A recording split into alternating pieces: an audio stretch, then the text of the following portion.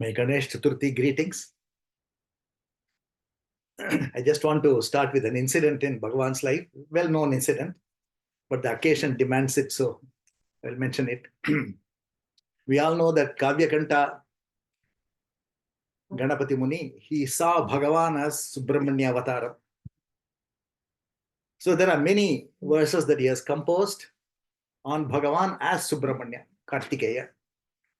But the very first verse that he referred to about Bhagavan was about Ganesha. In fact, the first visit that he made to Virupaksha cave, maybe some other place in the hill, Bhagavan was there, and he was known as at that time as Brahmana Swami, and there were a number of people around him. Kavyakanta went and sat before him for some time, and then he was so impressed with the presence that he spontaneously mentioned this verse, which is a well-known verse, Shuklambaradharam, Vishnum, Sashivarnam Chaturbhujam, Prasanna Vadanam Dhyayet, Sarva Vignopashantaye. And then he said, this verse is applicable to this Swami, he said. And then he started explaining. Shuklambaradharam, Shuklambaradharam is somebody who is wearing a white garment. Bhagavan wearing Kaupinam, white Kaupinam. Sashivarnam, so bright. His face is so bright. Chaturbhujam. Vishnum is Sarva Vyapakatvam. When somebody loses his identity with the body, he becomes everything and everywhere. So he says Vishnum means that because he is a jnani. Sashivarnam, and then he says Chaturbhujam. And he gives an extraordinary explanation for Chaturbhujam. Chaturbhujam, how can this be applicable to Bhagavan? He is not having 4 shoulders. Bhujam, normally we say, is a shoulder. If it is a noun, then it is a shoulder. But Kavyakanta said it is actually a verb. Bhuj means to eat. From that only Bhojanam comes. Bhuj is to eat. He has swallowed 4 things, so he is a Chaturbhuja. The 4 things that he has swallowed, eaten, Mano, Buddhi, Ahankara, Chittam, all these 4 things he has swallowed, and this personality has been swallowed by him. He is an impersonal divine being, so he is Chaturbhujam. Prasanna Vadanam, always immersed in bliss, and his face radiates that bliss also to everywhere. So Prasanna Vadanam Dhyayet Sarva Vignopashantaye. It was in the second visit that Brahmana Swami was named by him as Ramana Maharshi. So first he starts with Shuklambaradharam with respect to Bhagavan. So I just thought that I would let us all remember Bhagavan as Ganesha on this occasion. I will start with the next verse in Devi Kalottaram. The previous verse, Bhagavan says, Ishvara says, Jnanotpatti nimittam tu kriya charyaha prakirtitaha. Only till the time jnanam has arisen in the heart, till that time all the kriyas and charyas are required. All the, the do's and the don'ts that one has to follow, the method, the sadhana that one has to follow, all these things are applicable till jnanam arises. But once jnanam arises, then it is better to leave all these things that are just instruments, aids that took you to that place. Afterwards, there is no need to continue with that. So he says, Salambanam. Along with all the support that you have taken all along, leave them all and just abide in that state. Nothing more is required. In this verse, the 26th verse, Ishvara says, Patalat Shakti Paryantam Sarvametat Abhipsitam Bhagnam Yehi Shunyamastrena Te Smritaha Shunya Vedinaha. Bhagavan's translation is Patalam Munbaha Pahar Shakti Antamam. Starting with Patalam with Shakti at the end. Adharapatta Ivai Attanayam, the ones that are interdependent on each other, all these lokas that are mentioned, Vidalurum Sunyamam Astiram Kundu. One who can really destroy all these worlds with the missile called Shunyastram. He is a Shunya Jnani, and he is the greatest of Jnanis. Shunya Jnaniyara Suttu. Understand that they are all the greatest of Jnanis. So what it means is that there are many lokas that are mentioned in our Shastras. You do this, you go to heaven, or you will go to hell. So starting from Patalam, the netherland, the nether lokas, there are about 7 lokas that are mentioned in our Shastras, which are all below this Bhumi. And above the Bhumi are Suvarlokam, Bhuvarlokam, like that. There are 7 more are mentioned in this. The last one is supposed to be the Satya Lokam. And each Lokam has got its own characteristics, its own pleasures, and the happiness that it can give, and what you can find in that. All these descriptions are there. Ishvara says here, all these things need not be believed. You don't have to believe in all these things. Because where you are, you will continue to be in the same way in any lokam that you go to. The surroundings do not really matter. Your own beingness matters. Your surroundings really do not matter. You create your surroundings. You look at something and then you understand them to be something. And then you say, oh, this is this way. This is that way. What is seen is lokam. Lokyate iti lokaha. What you see is a lokam. Even in Tamil, we use the same word. Par. We say par. Par means this world. That which you see is this world. So everywhere you go, you will be seeing. And if you leave yourself and see other things, then no, you are going to get impressed by what is available there, what is not available in some other place. All these things will come to your mind. So Ishvara says here that all the lokas like this Kailasha Yokam, Vaikuntha Lokam, all these things, they have no real significance at all. The significance is in you as you. That's the only thing. So he says, Patalat Shakti Paryantam Sarvametat Abhipsitam. They're all interrelated, one after the other. They mention all these things. Bhagnam Yehi, he who destroys all these worlds with his Shunya Astram. Shunya Astram is a missile by which a Jnani, a Shunya Vedin, somebody who knows Shunyam, that is somebody who has seen the absence of everything and the presence of only himself. Somebody who knows only himself and nothing other than himself. Anniyatte inikuvade. If you can really completely make everything as null, all the thing that is other than you, there's nothing other than you. There's no anyam at all. Only you exist and nothing else exists. Somebody who can make you to understand this, he is a Shunya Jnani. And whatever method that he uses is known as Shunyastram. It's a missile called Shunyam. And this is very clearly applicable to Bhagavan because his Shunyastram is also the Brahmastram. He says, who am I? Who is it that is having this problem? So don't look at this world. It can be Vaikuntham, it can be Kailasham. You are looking at it and it is a thing that is created in you. The seer is more important than the seen. So look back upon yourself. That's what he used to say. This word Brahmastram, Kavyakanta used it again. It seems he would go to Bhagavan and before asking a question, he'll stand before Bhagavan with the folded hands. Bhagavan, if you do not employ your Brahmastram, then he will ask a question. And Bhagavan used to laugh. Everybody around used to laugh.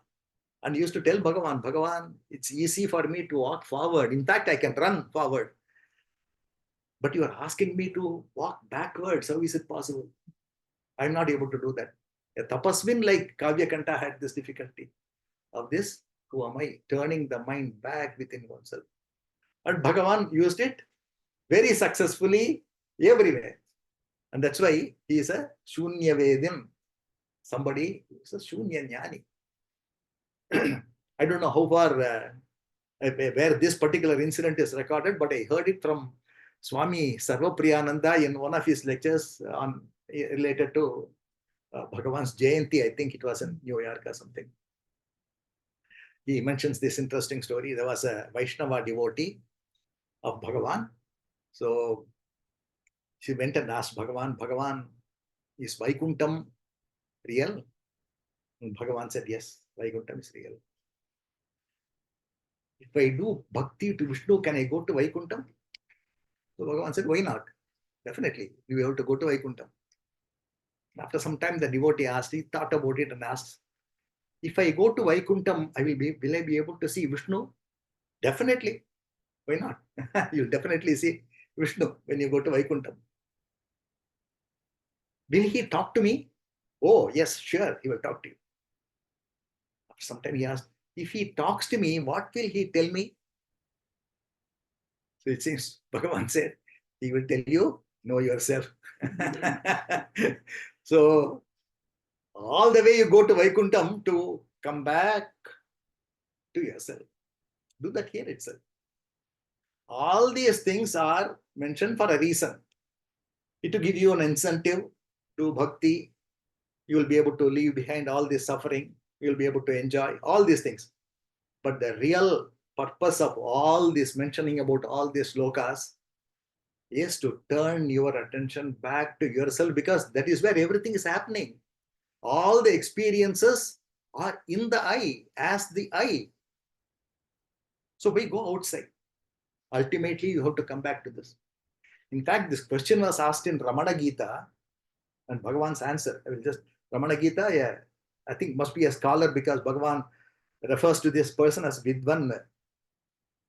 Mukta lokascha te sarve vidvan. Bhagavan's answer, when somebody asked about Vaikuntham, whether that is the place where a Mukta goes, or a Kailasam, or is it an Aditya Mandalam that he goes? There was the question for that. Bhagavan's answer, Mukta lokascha se te sarve vidvan bhumyadi lokavat. They're all like this bhumi. If you go there, there'll also be a Swami like me sitting there, said Bhagavan. There'll be a Swami sitting there, and there'll be a group of people, and the Swami will be telling them, do Atma Vicharam. That's what is going to happen. So they are nothing different from this bhumi. Chitra Vaibhavaya Shaktya. It is this Maya, this Chitra Vaibhavam Shaktya, this Maya Shakti, Swarupe Parikalpitaha. In this particular Swarupam, all these things, through the Maya Jalam of the Shakti, they're all created within you. They're all within you. Whatever you think of, that you become. Whatever you think of, that is the lokam that you are there. When the mind is not there, where is the lokam? When I go to sleep, whether I am in America or whether I am in India, do I know the location? I do not locate myself anywhere. What is the location that I have? There is no space at all there. Absolutely nothing at all. So what is this lokam? Lokam starts happening when the mind comes out. When the mind's prabhavam starts, the loka prabhavam also starts. So that's what he says here. Chitra vaibhavaya shaktya swarupe parikalpitaha. All these things. So this Shunya Vedin, he says that when there is absolutely no activity of the mind, that Shunya Sthiti, that is Swarupa Sthiti, that is the fullness of consciousness and the absence of everything else. That is Shunya. That is the way it has to be understood. And it seems once Rangan, his childhood friend, asked him the same thing, and Bhagavan's answer was, all are concoctions of Maya. Bhagavan's reply was, don't believe any of these things, they're all concoctions of Maya. Now you are here, you inquire who you are, understand yourself at this place, here and now. And that is what the whole thing is all about. So he says, Padalam munbaha, starting with Padalam, Pahar Shakti Antamai, with the end in Satyalokam, Adarapatta Iva Yattanayum, they're all interrelated to one another. Vidalurum, they will all get smashed. Vidalurum, he says. Shunyama Mastiram Kunde. So somebody like Bhagavan asked this question, who is having this doubt? And turn your mind. Turn your mind back into yourself. He is the greatest jnani, because he has smashed all his worlds and he is smashing your worlds also. Nothing is there that you see outside as the truth The reality of what you see is a dependent reality, and you are the independent reality. So find out about yourself. That's what he says here. Shunyama mastiram kundu yarale suraravar shunya jnaniyara suttu. There was a Swamiji from Ramakrishna Mutt by name Rajeshwarananda. He was the one who started Call Divine. He was running Call Divine for a number of years. So he was interested in taking Bhagavan to various places, because he used to tell Bhagavan, if you are going to sit here in a remote place, nobody will know about you. You have to go to other places. There are so many places. People are hungry for such knowledge. I will take you. I will arrange a train. He used to tell him, I believe, I will arrange a train and take you. Since Bhagavan used to give various answers at various times, he used to say, no, if I go there, who will bring this mountain also? Because I cannot be without this mountain, and so on. But once it seems he asked, I can't see anything at all. You are saying that so many places are there, but I don't see anything at all. I can't see. And then I believe he said, a jnani's eyes are like the eyes of a dead goat. When a goat dies, I believe the eyes will be open, but they'll be shining as though there is something there. But there's nothing there inside. So a jnani's eyes are like that. There is nothing inside. There is no seer inside to see any of these things.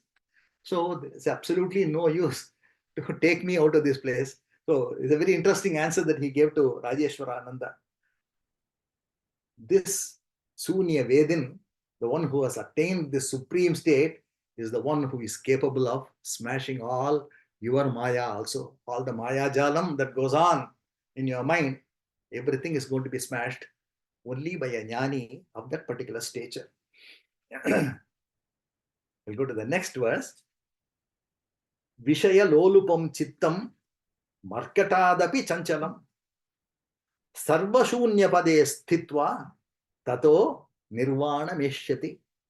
Bhagavan, விஷயத்தில் ஆசை விடாதே, குரங்கை விட சலி சித்தத்தை விடாது மடக்கி சர்வசூன்ய பதத்தில் ஸ்தாபிக்க அத்தால் நிர்வாணம் முற்றிடுவன் நேர். குரங்கை விட சலி சித்தத்தை விடாது மடக்கி, he says. The mind is like a monkey, we saw a comparison with wind, constantly moving about and so on. The other thing that it is compared to is a monkey, because it does not stay in any one place, it keeps on jumping about. So anybody who can control this monkey of a mind and then keep it within the self, he will become a great jnani. Nirvanam yeshyati, he says, nirvana padam. That comes only by controlling the mind. There is an interesting verse in Shivananda Lahari. This is included in the selection of Bhagavan, Adi Shankara Shivananda Lahari.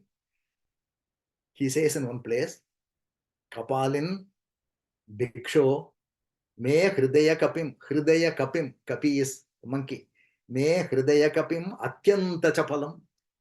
Adi Shankara's words, Kapalin, O Kapali, Bhiksho, O Bhikshadana, me hridaya kapim atyanta chapalam, dridham bhaktya badhva, Shiva, bhavad atinam kuru vibho. He says, Shiva, oh my Lord, bhavad atinam kuru, keep it with you. But he begins in a beautiful way. He says, Bhiksho. He could have used any other word. He could have called Shankara, Shambho, so many things, but specifically he uses the word Bhikshu, because, in our village side, we see beggars, they will be carrying monkeys with them, taking monkeys with them. And the monkey is asked to do some tricks, jump up and down and other things. And then he will ask for, pass the hat around and then get some alms. So he says, you are a mendicant. You live by alms. I am a monkey. Take me and bind me to you. Dridam bhaktya badhva. Bind me to you. Dridam bhaktya. It's a win-win situation.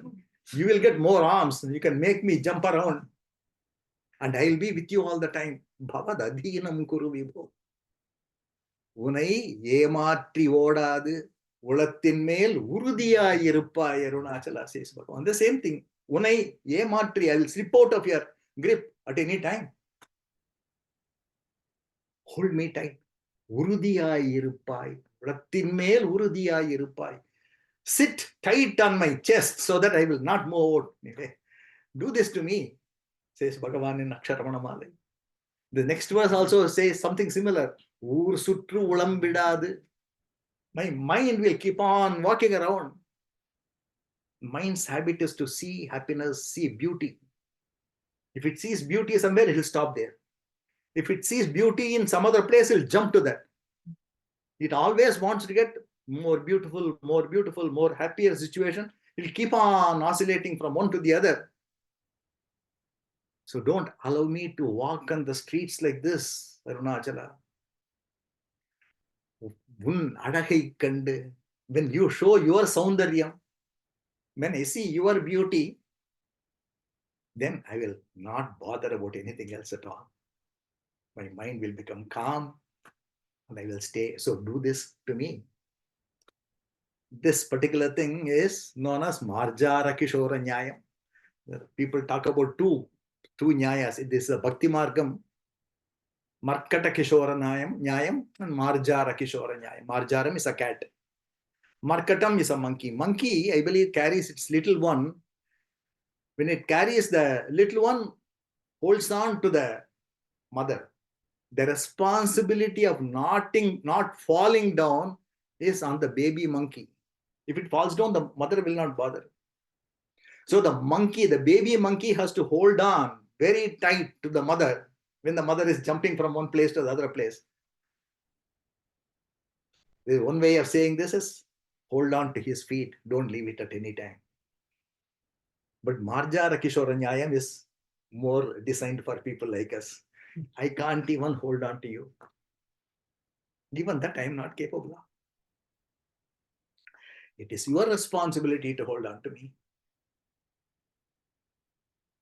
So don't leave me. I believe the cat will carry it in its mouth, and the responsibility is the cat's, not the kittens. So in a similar way, ஊர் சுற்று உளம்பிடாது உனை கண்டடங்கிட உன் அழகை காட்டி. It is your responsibility to see that my mind does not move around, get attracted here and there and move around. So do that. So here he says, Ishvara says, of course, this is a jnana shlokam. Vishaya lolupam chittam. The chitta, its normal tendency is to catch on to any vishayam. That is the way it is designed to happen. The very first verse, maybe the second verse in Ashtavakra Gita, Ashtavakra tells Janaka, Moksham ichchasi chet tata, ichchasi chet. If you want moksha, tata, he says, Ashtavakra is a young boy and Janaka is a middle-aged king. So king is sitting in front of Ashtavakra. Ashtavakra tells him, my child. Ashtavakra calls him my child. Where is the Guru? Jnani. Moksham ichchadi chet tata, vishayan vishavatyaja. All these vishayas are like poison. Vishavat, like you will shun poison. Shun anything that is to do with the sensory pleasures. If you do not do that, you can forget about moksham. If you want moksham, do this. That's the way the whole thing begins. Ashtavakra Gita begins. We can imagine Shivaprakasham Pillai also sitting in front of that 17-year-old boy, 18-year-old boy in the hill, and then listening to him, noting down all these things. So that is the first instruction given by Ashtavakra to Janaka. So Bhagavan says, when desires die down, mind stops oscillating. Then only it will acquire, mind will become weak and you acquire strength. When the desires are there in the mind becomes stronger and you become weak. You cannot really do any sadhana at all. As long as the desires are very active in your mind, you cannot do any sadhana at all. fulfillment of desires makes mind strong. If you think that by fulfilling a desire we'll be able to get rid of them, there are going to be other slokas also in a more strong way. The same thing is conveyed. If you are going to think that by fulfilling a desire you are going to conquer desires, you are mistaken. It never happened. Restraining oneself is the right way. This is an upadesham given to Devaraja Mudaliar. And I believe a devotee asked that time Bhagavan, if one becomes desireless, he becomes non-human. He will become like a robot, automaton. A human's characteristic is to have desires. You are saying that no, don't have any desires at all. No, don't have any ambitions at all. How can we come forward? How can we become progress in our life and so on? So this devotee asked, I believe at the time, if one becomes desireless, he ceases to be human. It seems Bhagavan's answer, in sleep, you are desireless. Were you not happy? In sleep, you are desireless. This is the Shunyastra. All the time, turning your mind back to your own experience. It's not any Shastram that Bhagavan talks about. 90% of the time, whatever he talks about is about your own experiences.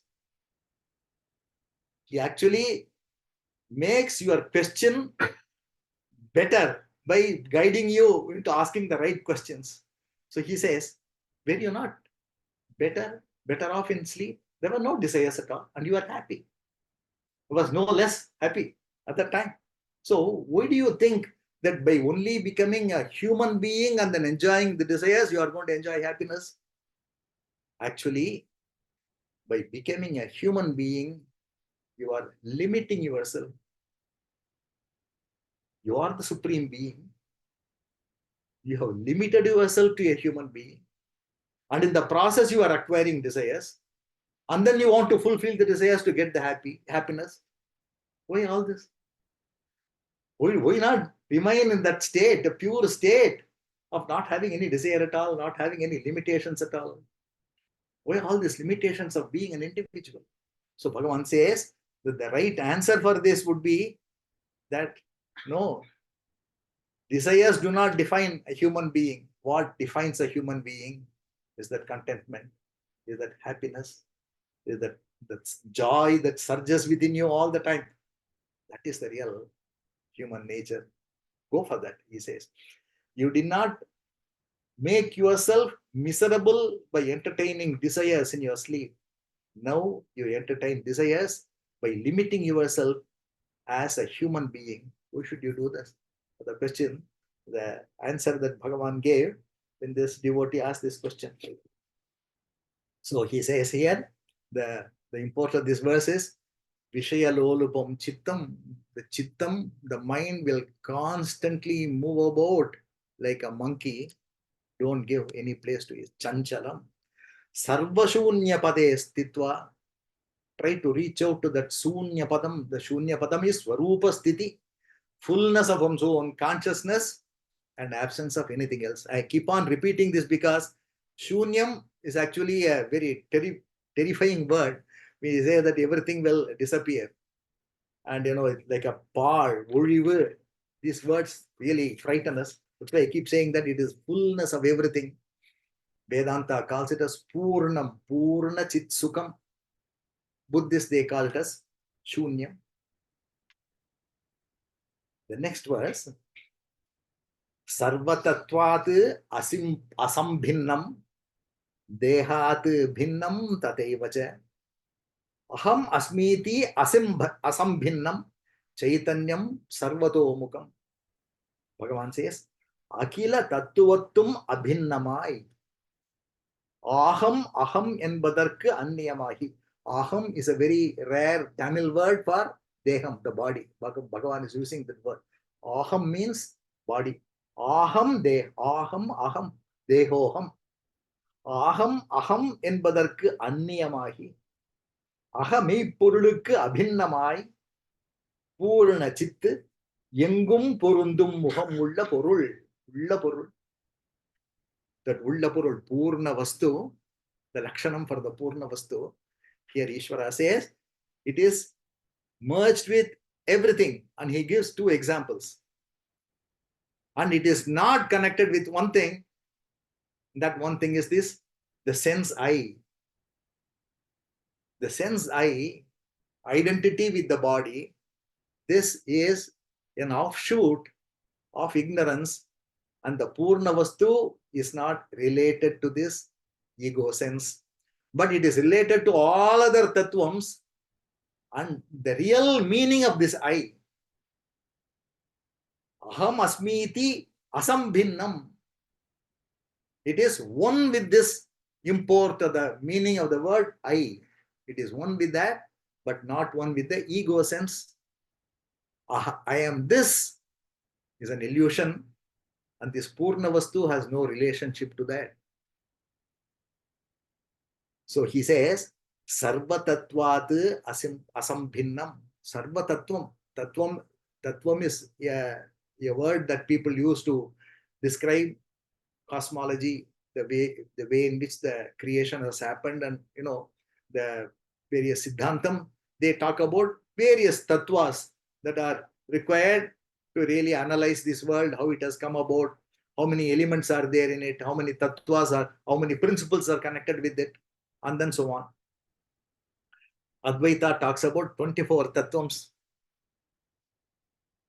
Shaivadvaitam, it talks about 36 tattvams. But the other Shastras, they talk about 96 tattvas. Bhagavan says, this all the tattva araichi, all the research on this tattvam is not really required. He says, should we know the tattvas before we admit the existence of self? He is asking. We know we are. We are admitting that we are the self. Do we need to know about all these tattvas who are pointing out to the same thing? You know it. So catch hold of that all these tattvas are not really required. But then it says here, this verse says here, that this Purna Vastu is one with all the tattvas. There cannot be any activity, any creation, or any other activity, any experience without the participation of this Purna Vastu with that. Without consciousness participating, nothing can happen. Consciousness is the only animating feature in every experience, in every being, in every creature. So he says here, it is not different. It is not apart from every one of these tattvas. Sarva tattvat asambhinnam, dehat bhinnam. But it is different from this dehatma bhavam. This is what is important in this. Dehat bhinnam is the one that he is trying to say. He is saying this because we think that we are the body. The moment we wake up, catch hold of the body. Mind is also a body. Mind is also a body. This physical body is also a body. All the things are bodies only. We catch hold of something or the other, and then we are one with it all the time. In fact, we cannot believe that we are not one with the body. But Bhagavan would all the time refer to the body as an inert being. Deham mrinmayavat yadatmakam. Mrinmayavat, it is like a clay pot. This body is like a clay pot. Does it have the feeling I? Can it say I? Normal Vedantam, they say that I am not the body, but Bhagavan says the same thing differently. He says, body cannot say I. It's an extraordinary principle that we have to understand. If you can understand this, then we are there. Body cannot say I. It is like a corpse. It constantly uses this word corpse, referring to a body. Mrinmayavat yadatmakam aham buddhir na tasya asti ato naham. Because this aham buddhi is not there in the body, I am not the body. He gives two reasons. One more reason he says, tad abhava sukti samaye. When in deep sleep, when it is abhavam, when there is no existence of this body, siddhatma sadbhavataha. Did your existence stop? There is discontinuity in your personality. The person did not exist in deep sleep. Before you go to sleep, you are carrying this personality. I am so and so, everything. But the moment sleep takes over, everything is gone. So he says, abhavam. There was no bhavam of this body at that time. Tad abhava supti samaye, in the deep sleep. Siddhatma sadbhavataha. The existence, sadbhavam is existence. There is continuity of the existence, but no continuity of the personality. So he says personality is false, existence is real. Personality is unreal, body is unreal. And anything connected with the body, your mind is also unreal. Everything is unreal because there is a disruption in it. A real thing has to exist as real thing all the time, everywhere, without any break. Existence, pure existence continues right from the day that you are born, even after your this life and go to the next life, this existence will continue.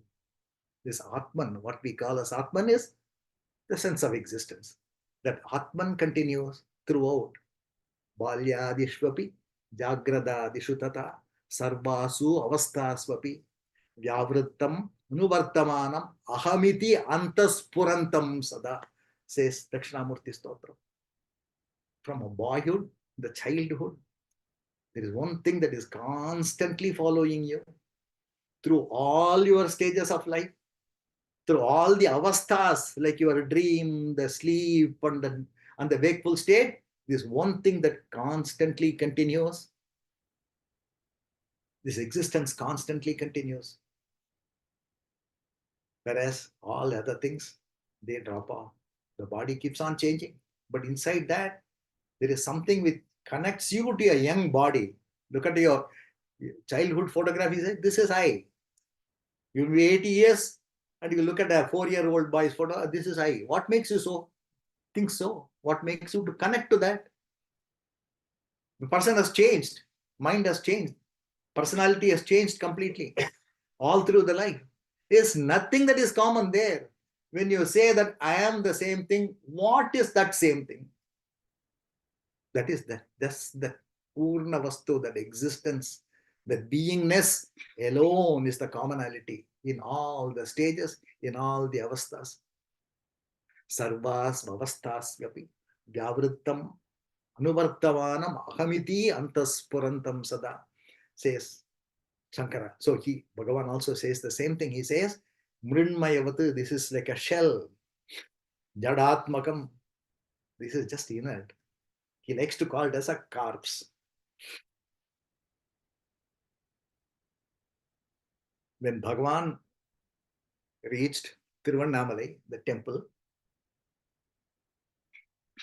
goes and reports his arrival to Arunachala, comes out, and then we know that there is a spontaneous urge in him to throw away his Yajñopavitam, remove all the caste symbols, and he made a kaupinam out of the dhoti. He threw the money that he had with him, all the sweets that Muthukrishna Bhagavata's wife had given him, threw them all in the pond. And somebody approached him and then said, do you want to be shaved? Normally, nobody will ask this question. Who was that barber? Who went and asked him, do you want to get your head shaved? He just nodded, he said. His head was shaved. And then the thought arose in his mind, required to take a bath. But immediately another thought came to him. For this block of wood, referring to his body, for this block of wood, why the luxury of a bath? And then he goes just inside. But as luck would have it, then there was a shower, a sharp shower, completely bathing him. And then he goes inside the temple and then sits and then gives himself up to that deep absorption.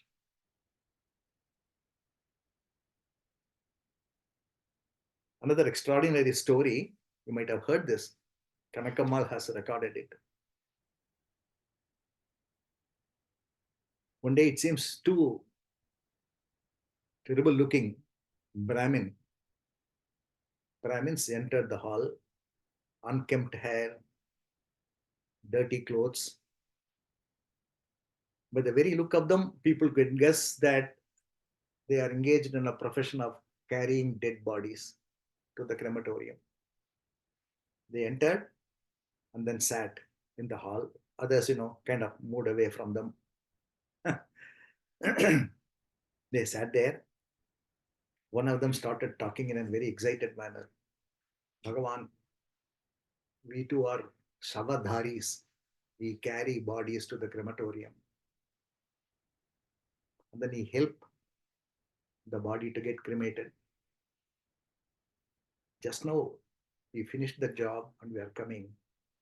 And we are extremely hungry. We are not able to bear this hunger.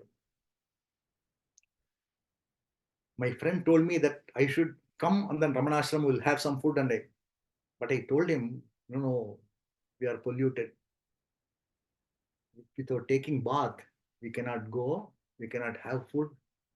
But then he told me when hunger is so great, when we are not able to bear the hunger, why all these formalities? That's what he is saying.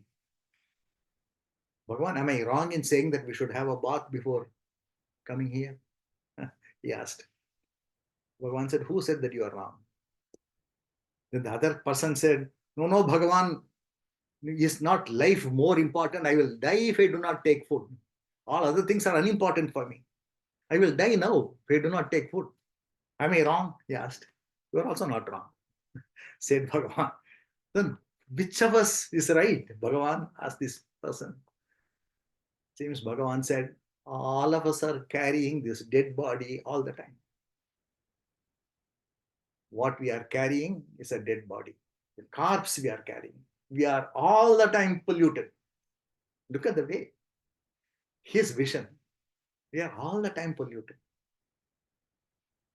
The only time when we are not polluted is when we completely snap off the association with this body. Otherwise, as long as we feel that we are the body, we are carrying a corpse all the time. That's what Bhagavan said. He did not say you take food or don't take food, nothing. He just said that all of us are polluted.